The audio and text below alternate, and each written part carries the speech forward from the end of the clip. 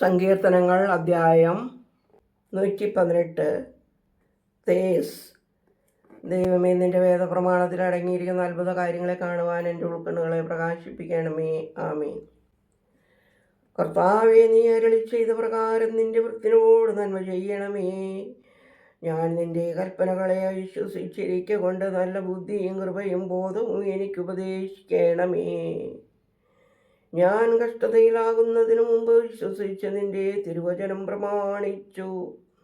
കർത്താവേ, നീ നല്ലവനും നന്മ ചെയ്യുന്നവനുമാകുന്നു.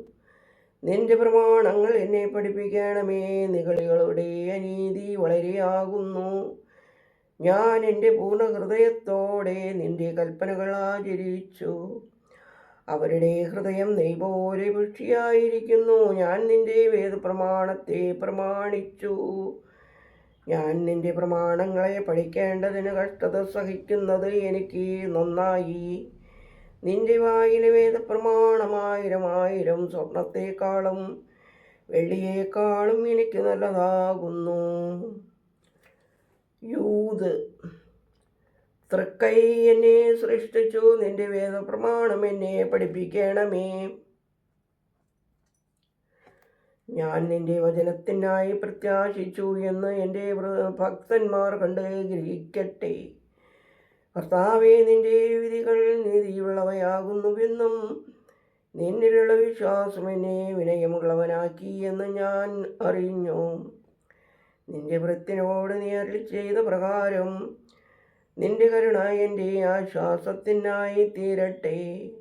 നിന്റെ വേദപ്രമാണം ഞാൻ പഠിച്ചതുകൊണ്ട് നിന്റെ കരുണ എൻ്റെ മേൽ വരികയും ഞാൻ ജീവിക്കുകയും ചെയ്യട്ടെ. അനീതി കൊണ്ട് എന്നെ ക്ഷീണിപ്പിച്ച ദുഷ്ടന്മാർ ലജ്ജിക്കും. ഞാൻ നിന്റെ കൽപ്പനകളെ ധ്യാനിച്ചു.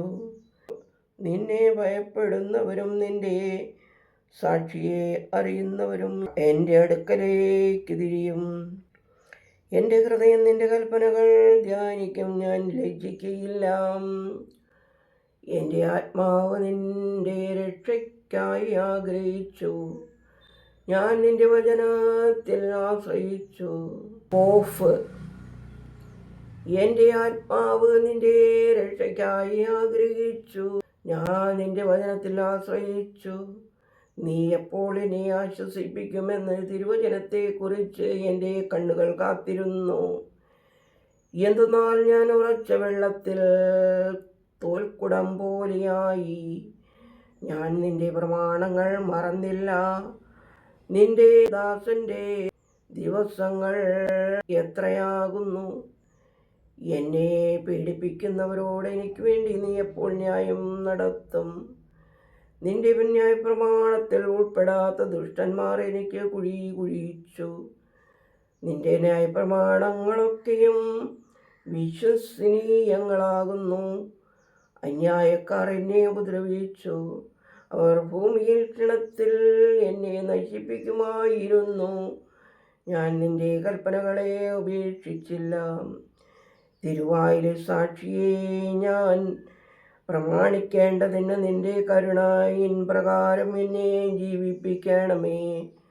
ദൈവമേ, സ്തുതി നിനക്ക് യോഗ്യമാകുന്നു. പാർക്കുമോർ.